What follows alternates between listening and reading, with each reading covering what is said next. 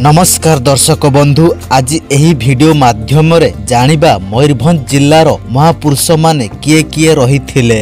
दर्शक बंधु आपणंकु कहि रखु जे पूर्व काले मयूरभंज जिल्ला रे मुख्यतः 11 जन महापुरुष शासन करुथिले। तेबे चलो वीडियोटी को आरंभ करिबा। नंबर 1 रे अछंती वैद्यनाथ भंजदेव। वैद्यनाथ भंजदेव ओडिशार मयूरभंज जिल्लार एक प्रमुख ऐतिहासिक और सांस्कृतिक दिग्गज राजा थिले। से मयूरभंज राज्यर एक सफल राजा भावे नामकीर्ति अर्जन करथिले। तांकर निज शासन काल रे से शिक्षा, संस्कृति और साहित्यर प्रचार प्रसार करथिले। वैद्यनाथ भंजदेवଙ୍କ जीवन रे राजनीति और प्रशासन सहित जनतांक पई सेवार आदर्श देखा जाइथिला।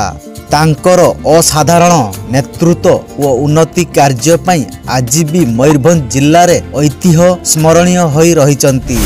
से मयूरभंज जिल्ला रे ख्रीष्टपूर्व 1556 ख्रीष्टाब्दरु 1600 ख्रीष्टाब्द पर्यंत शासन करथिले।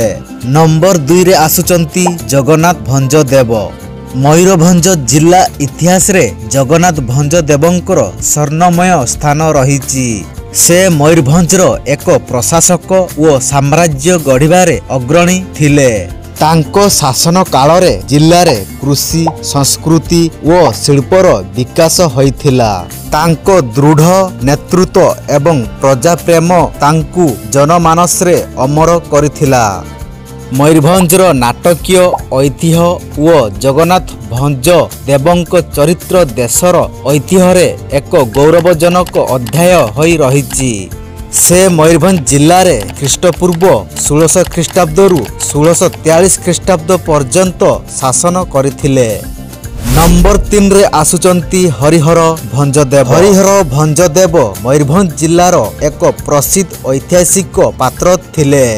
से मयूरभंजर राजवंशर एक प्रभावशाली शासक थिले एवं तांको शासन काल रे जिल्लार श्रीवृद्धि होइथिला। से तांको न्यायप्रियता, शासन कौशल एवं साम्राज्यर उन्नति पई परिचित। तांको नीति एवं शक्तिशाली प्रबंधन द्वारा एक सुठाम राज्य सृष्टि करा जाइथिला। मयूरभंज जिल्लार इतिहास रे हरिहर भंजदेवंकर नाम सुवर्ण अक्षर रे लेखा होइछि। से मयूरभंज जिल्ला रे ख्रीष्टपूर्व 1643 ख्रीष्टाब्दरु 1668 ख्रीष्टाब्द पर्यंत शासन करिचंती। नंबर 4 रे आसुचंती सर्वेश्वर भंजदेव।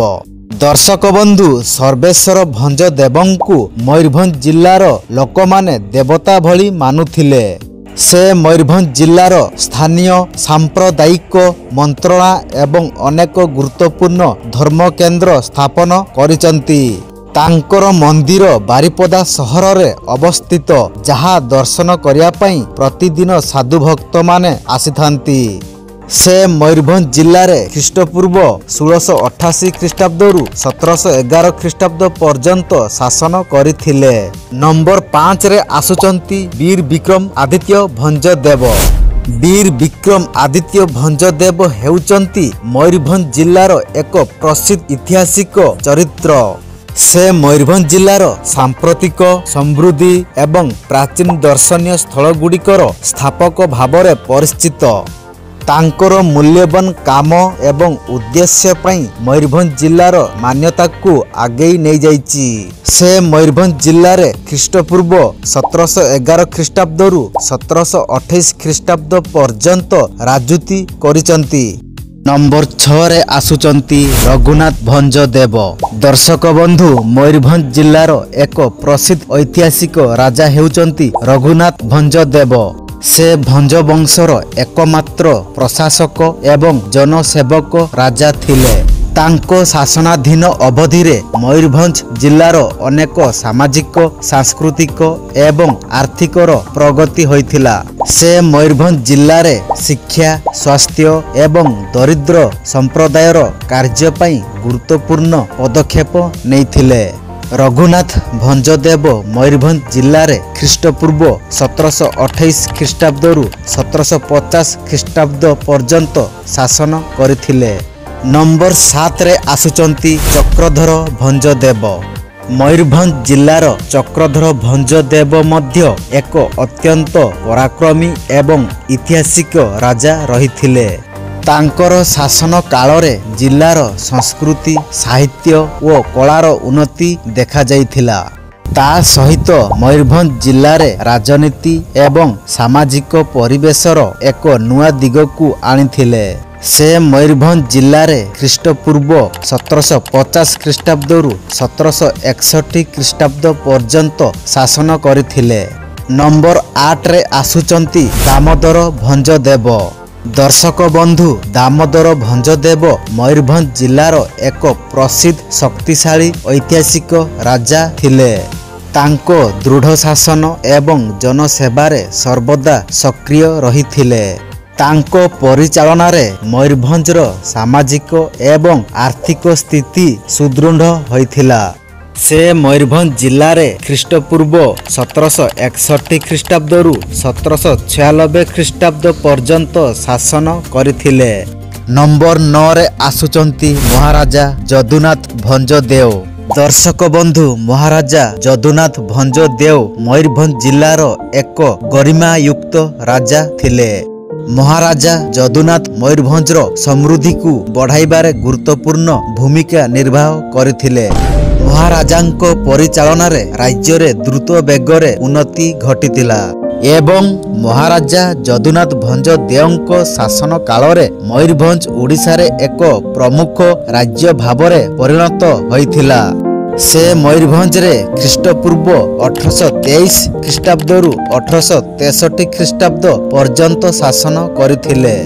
ନମ୍ବର 10ରେ ଆସୁଛନ୍ତି ମହାରାଜା କୃଷ୍ଣଚନ୍ଦ୍ର ଭଞ୍ଜଦେଓ। ମୟୂରଭଞ୍ଜ ଜିଲ୍ଲାର କୃଷ୍ଣଚନ୍ଦ୍ର ଭଞ୍ଜଦେଓ ଓଡ଼ିଶାର ଏକ ପ୍ରସିଦ୍ଧ ରାଜା ରହିଥିଲେ। ତାଙ୍କର ଜାତୀୟ କବି ରବୀନ୍ଦ୍ରନାଥ ଠାକୁରଙ୍କ ସହ ଘନିଷ୍ଠ ସମ୍ପର୍କ ରହିଥିଲା। ମହାରାଜାଙ୍କ ଶାସନ କାଳରେ ମୟୂରଭଞ୍ଜର ଉନ୍ନତି ଏକ ନୂଆ ଦିଗକୁ ପ୍ରବେଶ କରିଥିଲା ଏବଂ ରାଜ୍ୟ ପ୍ରତି ଦୃଢ଼ ଭକ୍ତି ଓ ଲୋକମାନଙ୍କ ପ୍ରତି ଭଲ ପାଇବାର ପ୍ରତୀକ ରହିଥିଲେ। ସେ ମୟୂରଭଞ୍ଜ ଜିଲ୍ଲାରେ ଖ୍ରୀଷ୍ଟପୂର୍ବ 1868 ଖ୍ରୀଷ୍ଟାବ୍ଦରୁ 1882 ଖ୍ରୀଷ୍ଟାବ୍ଦ ପର୍ଯ୍ୟନ୍ତ ଶାସନ କରିଥିଲେ। ନମ୍ବର 11ରେ ଆସୁଛନ୍ତି ମହାରାଜା ଶ୍ରୀରାମଚନ୍ଦ୍ର ଭଞ୍ଜଦେଓ। ମହାରାଜା ଶ୍ରୀରାମଚନ୍ଦ୍ର ଭଞ୍ଜଦେଓ ମୟୂରଭଞ୍ଜ ଜିଲ୍ଲାରେ ଏକ ମହାନ ଶାସକ ଓ ସମାଜସେବୀ ରାଜା ଥିଲେ। ତାଙ୍କର ଶାସନ କାଳରେ ସେ ମୟୂରଭଞ୍ଜ ଜିଲ୍ଲାର ଶିକ୍ଷା, ସ୍ୱାସ୍ଥ୍ୟ ଓ ଆଧୁନିକ ପରିବହନର ବ୍ୟବସ୍ଥା ଆଣିଥିଲେ। ତାଙ୍କ ଶାସନ ସମୟରେ ହିଁ ମୟୂରଭଞ୍ଜ ଜିଲ୍ଲାର ରାସ୍ତା, ବ୍ରିଜ ଏବଂ ରେଲୱେ ରେଖାର ଗଠନ ହୋଇଥିଲା ଏବଂ ତାଙ୍କ ପ୍ରୟାସରେ ମୟୂରଭଞ୍ଜ ରାଜ୍ୟ ଏକ ଆଧୁନିକ ଦିଗରେ ଗତି କରିଥିଲା। ସେ ଏକ ଜନସେବୀ ଓ ମହାନ ଅଭିଭାବକ ଭାବେ ଆଜି ବି ମୟୂରଭଞ୍ଜ ଜିଲ୍ଲାର ସମସ୍ତ ଲୋକଙ୍କ ହୃଦୟରେ ଜୀବନ୍ତ ହୋଇ ରହିଛନ୍ତି। ସେ ମୟୂରଭଞ୍ଜ ଜିଲ୍ଲାରେ 1892 ଖ୍ରୀଷ୍ଟାବ୍ଦରୁ 1912 ମସିହା ପର୍ଯ୍ୟନ୍ତ ଶାସନ କରିଥିଲେ।